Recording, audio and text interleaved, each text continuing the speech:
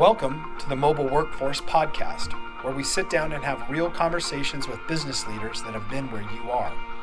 During these interviews, we'll dive into what it takes to improve systems and champion processes that maximize performance. Each week, our trailblazing guests share their experiences and understanding of the workforce to help inspire change, challenge our thinking, and share what it takes to successfully travel the road to profitability. Now here's our host, co-founder and chief evangelist of About Time and WorkMax, Mike Merrill. Hello and welcome to the Mobile Workforce Podcast. I'm your host, Mike Merrill, and today we are sitting down with Blake Godwin, who is one of the co-owners and the president of Client Savvy. So welcome, Blake. Thank you. Excited to have you on the podcast today. Excited to be here. Awesome. So for the audience, why don't you share with us a little bit about what Client Savvy is and why you decided to get involved in this business and what you're doing to help companies in the industry. Yeah, so Client Savvy was founded back in 2004 by two architects. Phillips Architecture was the architectural firm that this company stemmed out of. And back then they realized that there was really only one way for true differentiation in professional services, really in the AEC space and in professional services. And that was through client experience management. You know, how do you make your clients' lives easier, safer, and better? Everyone's kind of been doing the same thing the same way, in professional services for 100 years. And they also realized that there was a tremendous gap between the way we believe we're delivering experiences versus the way our clients actually perceive the experiences. The feedback that we're delivering. They would give? Yeah. In fact, Brayn and company did a study a couple years ago where over 500 C-level executives in the space were interviewed, and they asked them, are you delivering an above average client experience to your clients? Okay. Well, 80% of them said yes. What percentage of their clients do you think agreed? Probably not nearly 80. 8. Oh, wow. 8. Okay. And that's what's now known as the CX gap.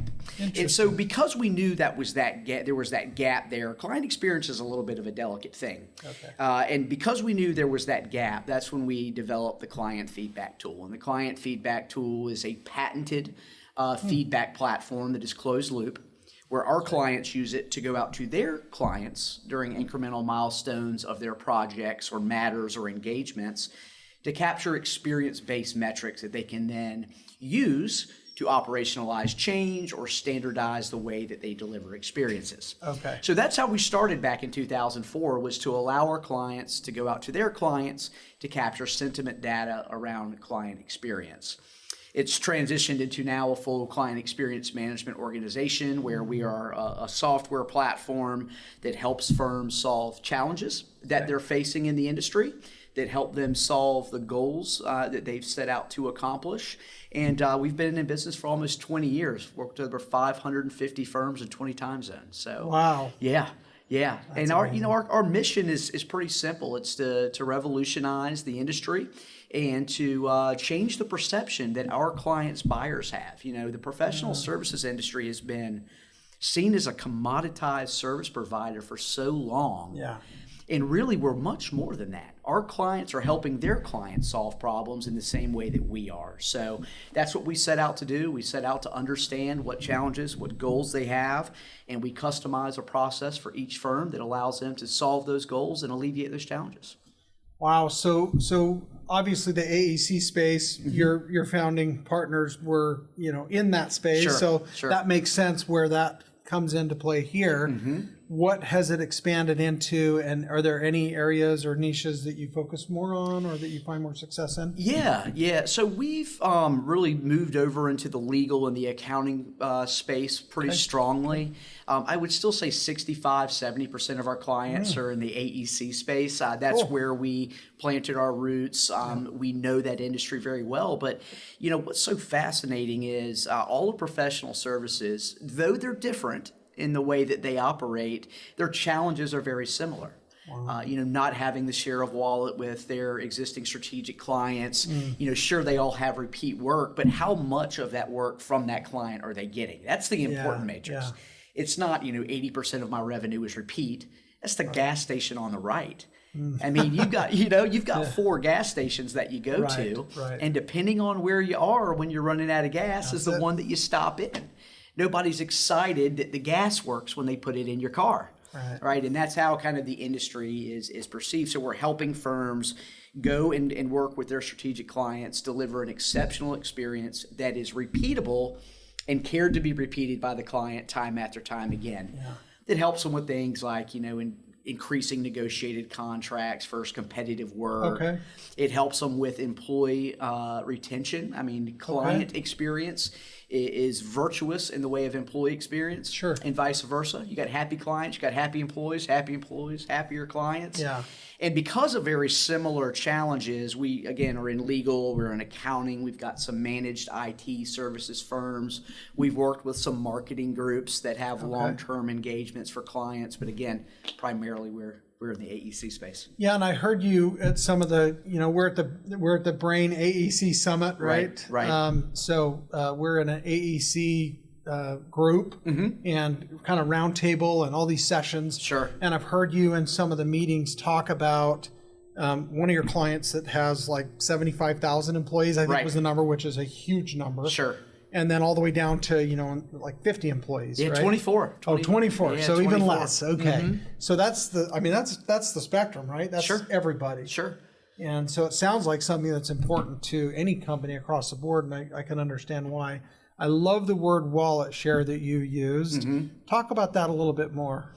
Sure. I think a lot of times the reason why we've been perceived as commoditized is the way that we try to sell ourselves as firms is we're innovative, we're multidisciplined, Right. We've been around 100 years, our people are fantastic, it's our technical it's our technical expertise, it's our reputation. I got news for you, that's all table stakes. You're not sitting at the table unless you have those specific things. That's expected. That's expected. Yeah. Right? Here we are again, gas station on the right. Yeah. The only time you get upset about your gas is if there's water in it, right? And then you don't go to that gas station or the price anymore. of it is through the roof. Which that's everywhere. It's a whole other That's deal. absolutely everywhere. But one of the things that we help firms do to get that share of wallet is to understand who are their ideal clients. And that's really the correlation in the cross-section of great sentiment and financially profitable. Right, and if you can find those and you can understand the wants, needs, and desires of those specific clients, and understanding what you want the outcome of your projects or engagements or after those matters are closed out to be, then we help firms design the way that they work with that client in a consistent manner the entire way through the business development, from the marketing to the business development to the project delivery to the project closeout, and even when we're done. When our clients are often feel abandoned, there are things that we can do that deliver an exceptional experience in a moment of wow. And so when they do that, you become an apple in a field of oranges. Okay. I like that. You become an apple in a field of oranges. And one of the things I tell people all the time is, some people may be familiar with the brand Tommy Bahama. We're all familiar with the brand Walmart. It's okay to be either one. It's okay to be either one. But just know who you are. That's good. And know who your clients are. You can't be Walmart and say you're Tommy Bahama, and you don't want to be Tommy Bahama and say you're Walmart. Right. Exactly. Sure. So catering to different markets. Right. And I think going back to that CX gap that Bain and Company did this survey on, where again over 500 C-level executives, and then they went out to all their clients. That's that gap. How we perceive we deliver experiences is very different than what our clients are. So if you're perceiving yourself as one way and your clients see another, then there's a really big disconnect, which is why most firms aren't getting the share of wallet. You're there, you're convenient, you're offering a decent price, and you have the ability to do the work right now because you're not turning it down. Right. Talent war right now is a big issue. Right. Yeah, that's a great point. Yeah. So that's just kind of a simplified process of what we do to help firms gain share of wallet. And when you do that, when you get the share of wallet that you aspire to obtain, you're now negotiating work, and you're not competing against 3 other firms, which means you become more profitable, which means your cash flow comes in quicker, your AR goes down. Time to get paid goes down. And, none of us in professional services are VC funded. Yeah, right. We're all cash-based businesses. industry. So delivering exceptional experiences, staying in front of your clients all the time, just does some very prosperous things for organizations. So what's some of the pushback you get in this industry from companies that say, that's for somebody else. That's not, do you get that? Yeah, I do. I think one of the things that we at Client Savvy hear most often, and I think all of us in this space in professional services hear it, and I'll just go ahead and say it, I think it's a shame, is that we've got too many other initiatives going on right now. Right. You know, we got Other priorities. We got other priorities. Yeah, We got other things, but usually those priorities are the same things that we've been doing and talking about for 100 years. What I would say to any firm that's out there listening right now is you're already delivering an experience. This is not one more thing. This is designing the way that you improve the experience that you're delivering. And oh, by the way, that actually creates operational efficiencies on the back end. Right. I mean, Zweig and both PSMJ have already attested that 8 to 12% of our technical professionals are spending their time on wasted effort, gold plating, over delivering. Okay. And why does that happen? Well, they don't know the expectations of the client. Lack of confidence in what they're delivering, right? Internal expectation setting, and this is all about experience. Or this is what we've always done. That's right. Yeah. This is what we've always done. Just do, and so our client's happy. But that's not always what they want. That's just not always what they want. So, anyhow. So when obviously there's areas of ROI and some of them are probably more obvious or people would assume more readily.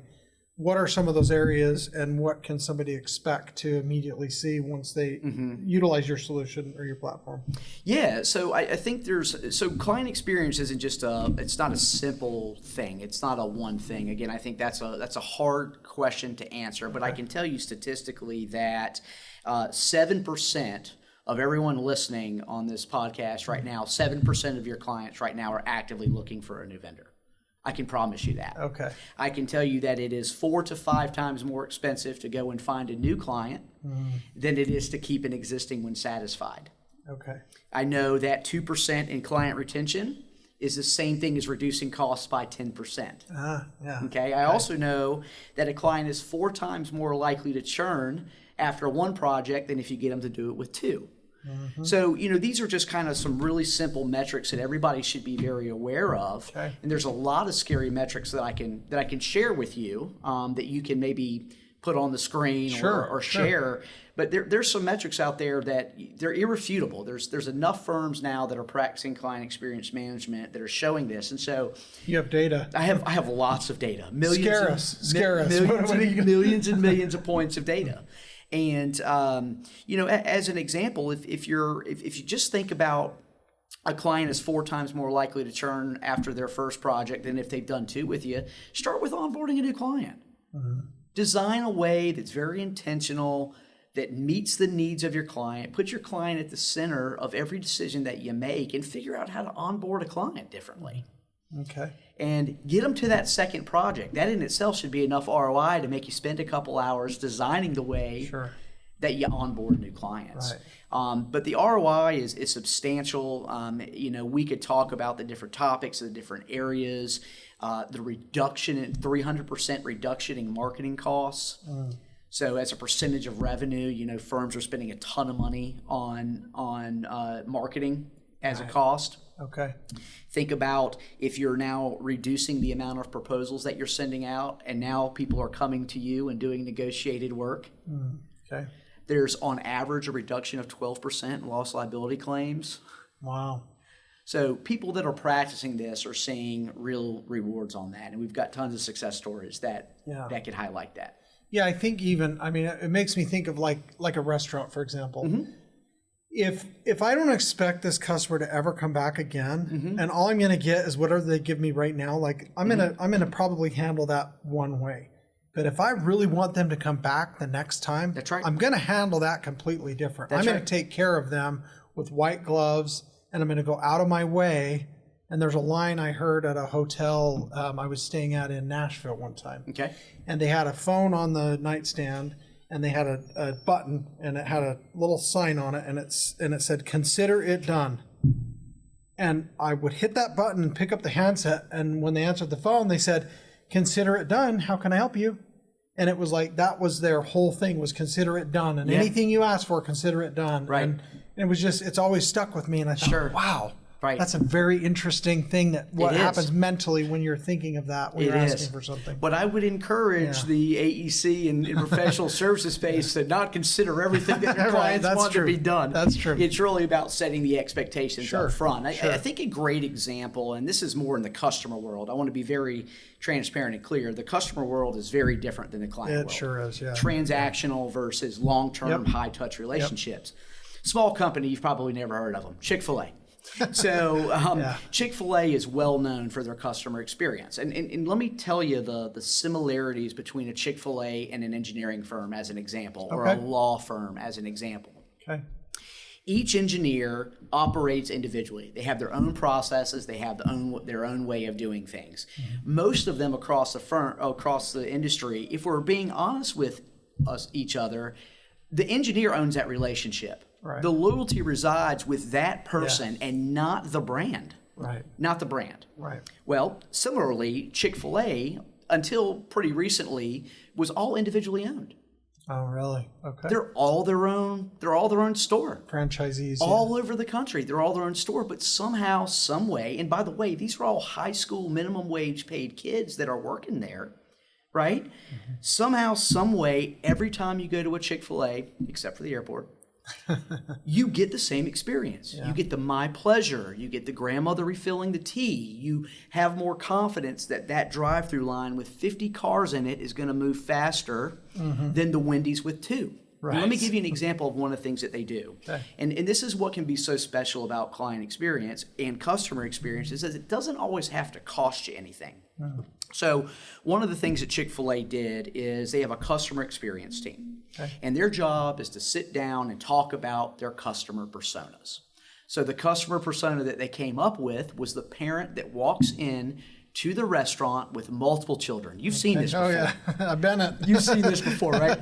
You get in there, the kids are trying to run to the play area. Right. Mom, dad, whoever's in there is pulling their hair out. Clearly you have many kids. Yeah. I'm kidding.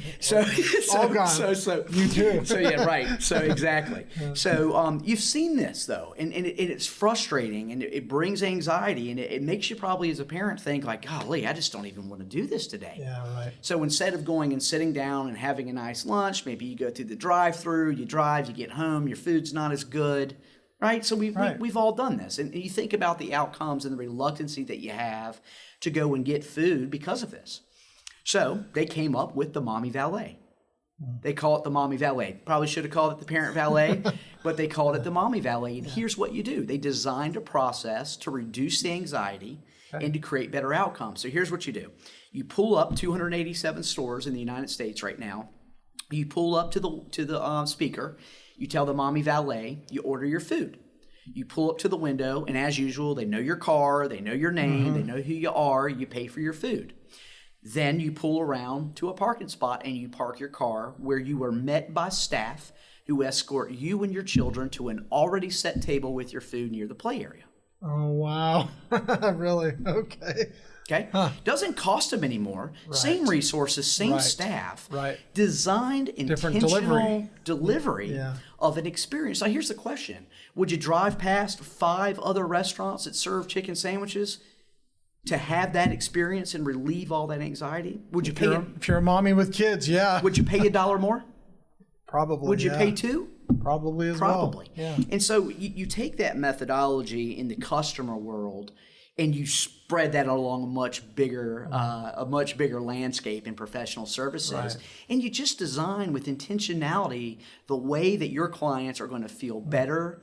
Their life is going to be easier. It's going to be safer. And what organically starts to happen is they will wait to work for you. If you're too busy and you don't have staff, they will wait to work with you. They will pay you more. They will not consider the competition next door that's got less cars in the drive-thru.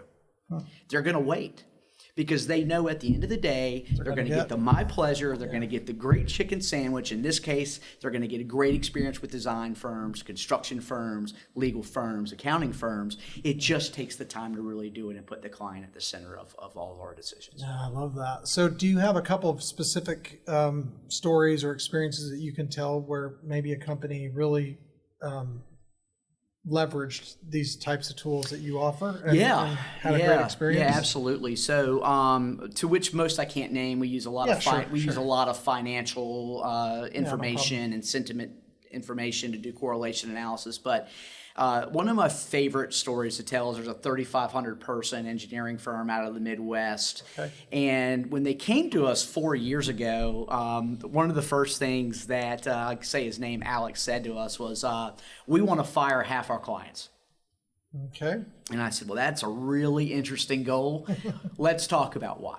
Let's talk about why that is. And so you looked across our portfolio of about 5,200 clients. Wow. And the reality was when you started looking at correlation of financial data and sentiment data, and you think about the magic quadrant, they just had a whole lot of people in the bottom left. Yeah. And they had a whole lot of people kind of in the top left too that could be great, could be profitable. Yeah. They were happy, but they just weren't, and they wanted to figure out how to reallocate their resources over to their strategic clients and end up with about 2,500 clients, and that's what they wanted to do. So lo and behold, after going through the correlation and the analysis of the 2 points of data, we first identified who their ideal client profile was, and what we first began to understand was that it was a lot less than 2,500. Of their current client base. Okay, so not even half. Right? It wasn't even half. It wasn't half. But what we also found during this analysis was that a great number of those clients were extremely profitable and had a huge share of wallet that they could obtain. Okay. I mean, some of these clients, they were doing 5% of the work for them, and we're talking monstrous organizations that have billions of dollars to give away a year in construction fees. And so when we started to identify, we chose a goal of a list of firms. There was about 100 of them that we wanted to design the way that they delivered on those experiences with. Okay. And after doing that, we put it all out, we journey mapped, we put a project delivery plan in place, we helped with client onboarding. 18 months later, they went from a $330 million a year company with 5,200 clients to 1,876 clients, and they're now a $770 million company that put $45 million back into their bottom line. Wow, that's amazing. Didn't have to hire anybody. Yeah. Wow. Didn't have to hire anybody. Huh. So, I've got a lot of stories about this. One of the most progressive firms that we work with, and I can say their name because they share their story, is Newman Monson. They're a 42-person architectural firm out of Iowa City, Iowa. They've also got a location in Dubuque. Client experience isn't always about wanting to be huge. It's not always about wanting to grow. In fact, when they came to us, one of the things that they mentioned was they wanted to stay a 42-person firm. Okay. They wanted to keep their family intact. They've got a very family-oriented culture. They wanted to work on the projects that they wanted to work on. Right. They wanted them to be very profitable, and they didn't want to have to chase a whole bunch of work. Okay. Right? So here we are 4 years later, and in that 1 year that we transitioned and did all of our analysis, and the year after we finished all that, they pursued 1/3 of the work in 2020 that they did in 2019, while increasing their backlog by 30% and their profitability by 20%. Wow. They've lost one employee in 3.5 years. The average employee attrition rate is somewhere, depending on where you look, this year between 18 and 24%. Wow. At an average cost of $100K per. So let's just say it's expensive to lose. Let's say it's 18%. If you're a 100-person firm, you got a $1.8 million a year problem if you're average. Yeah, right. Wow. If you're average. Big money. Yeah, and all of their clients were promoters. They asked every stakeholder and every client. They're doing some remarkable things, and they don't want to grow. There's still 42 people. Oh, wow. Still 42 people. So depending on the goal, your story is, hey, there's efficiencies that we can help you find and implement. And we're using client and an employee experience as the vehicles to help them achieve that. Wow. So and I know it's not one size fits all, you mentioned that already. What are some time periods that you typically see before a company really starts to feel like or recognize that value where they lean into this even more, right? Yeah. I'm sure they're not all giddy right out of the chute, right? Some of them are maybe reluctant. Sure. Well, I mean, we're a data first company. So because of the CX gap, we really don't do any consulting without client sentiment data. Okay. And when you're thinking about like general satisfaction, so they're going to have surveys, that to start with, and NPS scores and stuff like that. So I think where it really becomes real is, top quartile firms in the AEC space and in the legal space, accounting space are about 75 and above for NPS. When you look at professional services in general, you're looking at about a 45 average net promoter score for the normal average, professional services firm. Right. But let's also not forget, if you're out there and you're measuring your net promoter score, it's the most widely used single metric on the planet, but it is also the most manipulatable. Yeah. I mean, I can go ask my 10 best friends tomorrow, would they be willing to recommend me? Right. And I can say I have a 100 net promoter score. Is it a real client? You don't. Are they a real situation? You don't, right? If you're not asking all your stakeholders and all of your clients at the end of all your engagements, are they willing to recommend you, then don't validate your net promoter score. I mean, it's just the brass tacks. You're saying you need to measure all the data if you're going to measure any of the data to say you here's can't the be data, choosy. right? You can't be selective. And there's a lot of awards and stuff that are out there that allow you to manipulate your data and do different things, but that's all on you. If you want to do that and that's how you want to represent it, then you may be setting the wrong expectation. Yeah. But I can tell you that when most clients start with us, where they really start to see that it's real, is through the client feedback tool, through our client success team's recommendations, insights, and the things that we deliver to them, like communication strategy when feedback comes in. Their net promoter score goes up in the first 12 months between 17 and 20 points. Wow. And if you know anything about correlation for financial impact from net promoter score rising, it's pretty tremendous. So it becomes very obvious. You ask for feedback, you do something with it, you improve the relationship, you get financial returns. Yeah. I mean, there's tons of studies out there that would show you, Mike, that if something goes wrong between you and I and we fix it, there's a 400% increase in loyalty than if you and I work together and nothing ever goes wrong. Yeah. And so I look at the AEC industry and I'm like, when have you had a perfect project? Right. Never, unless you get paid for one that doesn't happen. So there's a wealth of opportunity in our space to deepen loyalty. Yeah.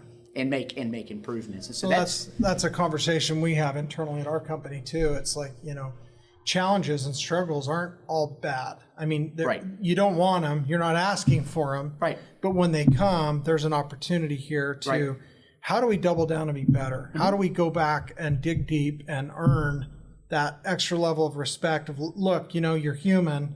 Things happen. This is software, or, you're dealing with network and IT infrastructure and all these other things that are, can be pretty fickle and finicky. But how you handled that problem and that challenge was impressive. And so now we trust you more, as opposed to, well, we've never really had a problem, so I don't worry about those guys. Right. But then when there's a problem, it's a real problem, right? That's right. So that's right. And a bunch of small problems become big problems. They do. Sure, we don't want challenges, but guess what? They're coming. They're gonna be there. You're gonna have them. So why not? So why not design around that? Why not have a plan in place that ensures deepening of loyalty and catching the small problems before they become big? I think is critical. I mean, we don't ask enough. Well, creating a culture and a safe space where people are not only asked but encouraged to try and come up with a solution. Don't tell me about the problem. Right. Come and offer solutions. Right. Right. There's this issue. Right. So what do you want? What would you recommend we do about it? Right. Well, yeah, and I think a lot of that's in the culture. I mean, when we're designing feedback programs for organizations, I think the biggest concern from the technical professional standpoint is that challenging feedback is going to be used in a punitive fashion. Right. Yeah, to punish. Here's what usually happens, right? You go and you ask for a piece of feedback and you get something challenging back. Never say bad, never say negative. Right, challenging. Okay, because you're blessed to have it. You're lucky that you got a piece of feedback. Well, usually what happens is management goes in and goes, why'd they say that? What happened? So naturally, then the project manager wait a minute, I don't. Yeah, it's not me. It's not me, right? So we do something just simple, and it enculturates something very different where we say, interesting, I wonder why they said that. It's like our famous tagline internally. Interesting. I wonder why they said that, and that releases the arms. It allows people to grow. It allows people to really think about why they said that. And a lot of times when people leave challenging feedback, just because of where they are, the position that they're in the organization, maybe it's their first project they've ever managed for their organization. If you don't ask the questions, if you don't dig deeper, if you don't go find out more about that feedback, it may be about something completely different. It may not be anything about you, and it's not about you. Feedback is about the client. Right. And that's just a culture that I think you have to build, that I think is tough to build, honestly, in professional services. Yeah, it's interesting. And I think you might have been in the same session yesterday, but Elise Boggs-Morales, she talked about the emotional intelligence, or EQ, right? Sure, yeah. And I remember something she said at the end, and I took a note. And in fact, she's going to be a guest on the podcast here in the coming days, so we're pretty excited to have her. But she said, basically, the question to ask at the end when you're working with someone on a project is, why is this important to you?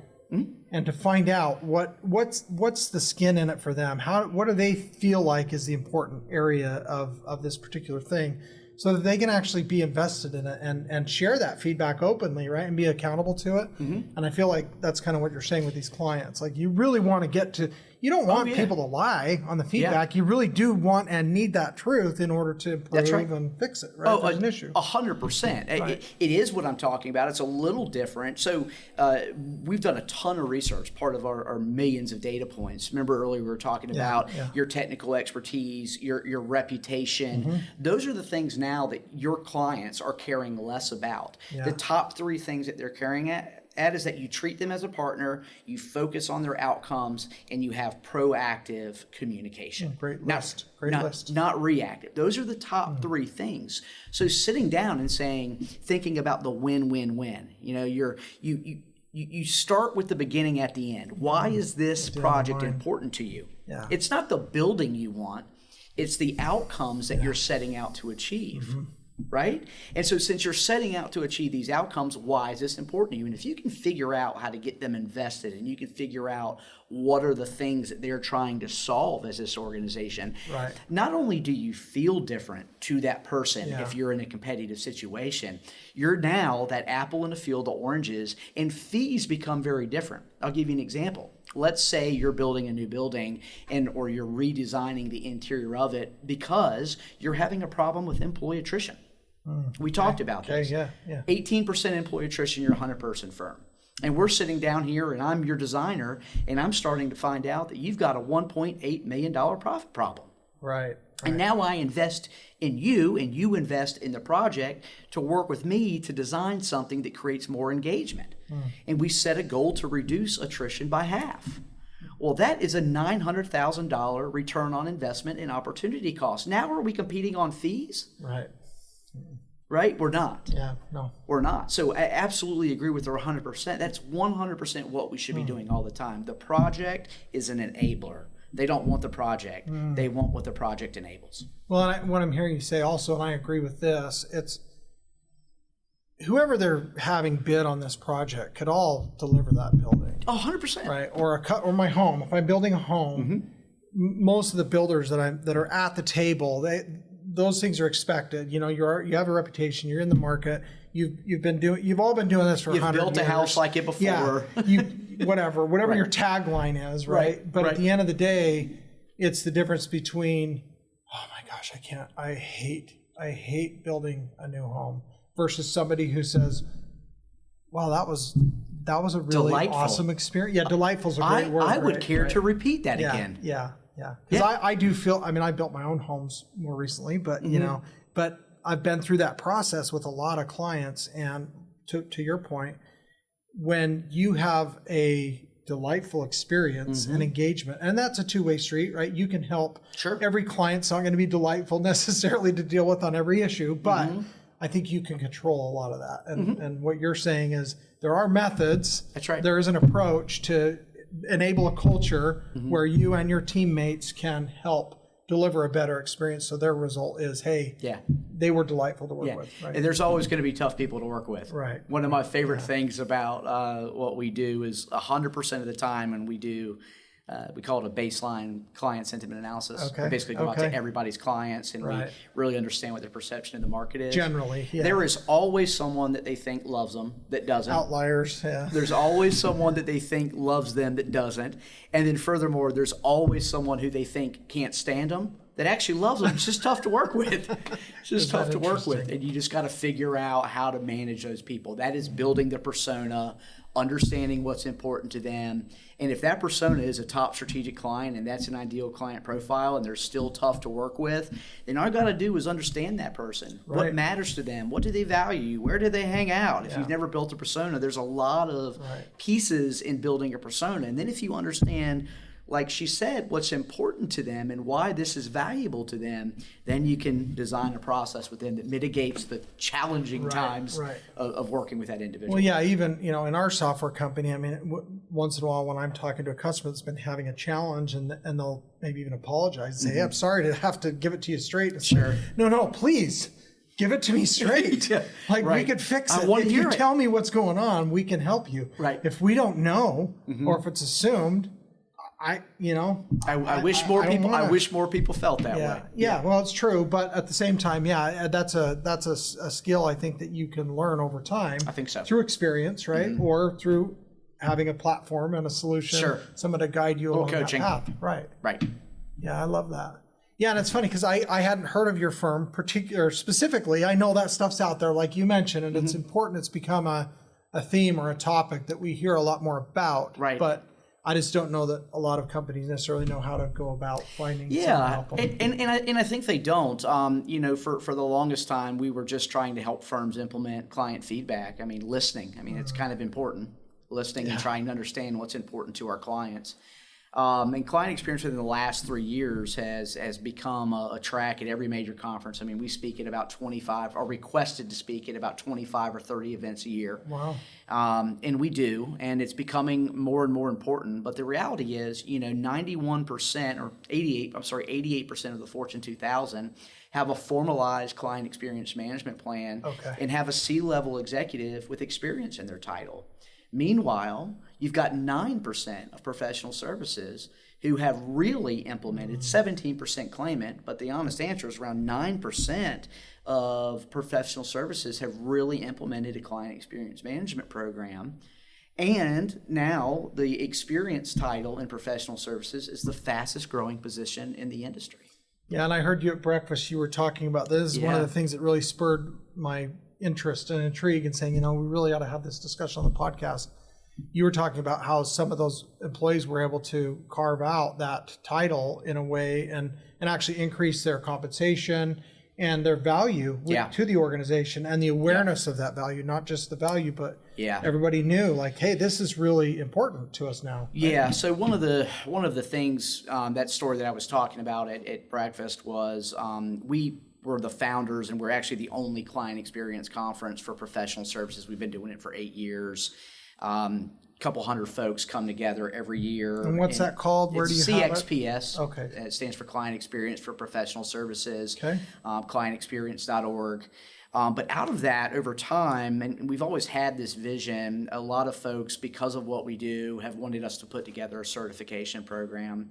And that's now called the CXMP, which is Client Experience Management for, in professional services. So it's a Client Experience Manager.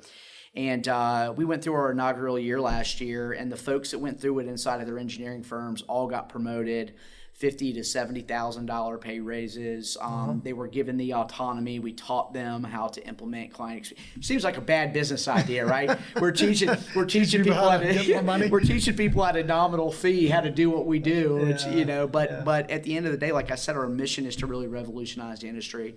We want people to be perceived differently. We want people to use client experience as their operational discipline.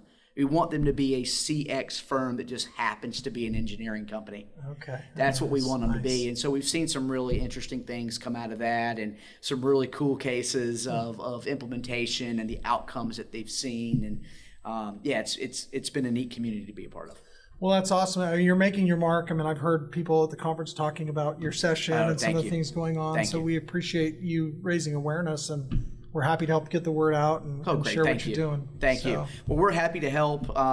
If you go to clientsavvy.com, if you want to learn more about the business challenges that we're helping solve, we got white papers of galore. We do have a podcast as well. Oh, cool. The Client Experience Collaborative. Lots of case studies on our website. But one that I would say to look at is 23 problems that Client Experience solves. And that's just on the client experience side. And those are problems that we've helped over 550 firms in 20 time zones solve over almost 20 years. And it's currently what we're still helping firms do today. I love that. Well, great work. Well, congratulations on your success, and we wish you the continued success. Thank you for having me. Yeah, you bet. It's been a pleasure. I appreciate it. Thanks. All right. See you. Thank you for joining us today on the Mobile Workforce Podcast, sponsored by About Time Technologies and WorkMax. If you liked the conversation we had today, or were able to learn anything new or helpful, please make sure to follow us on our WorkMax page on LinkedIn and on Instagram at WorkMax_. And subscribe to the show on iTunes or your preferred podcast platform so you will never miss another insightful episode. Also, if you enjoyed the podcast, please leave us a 5-star rating and review and share the show with your friends and colleagues. Your support means the world to us and will allow us to continue providing impactful information with others looking to improve their results in their business and, in turn, their life.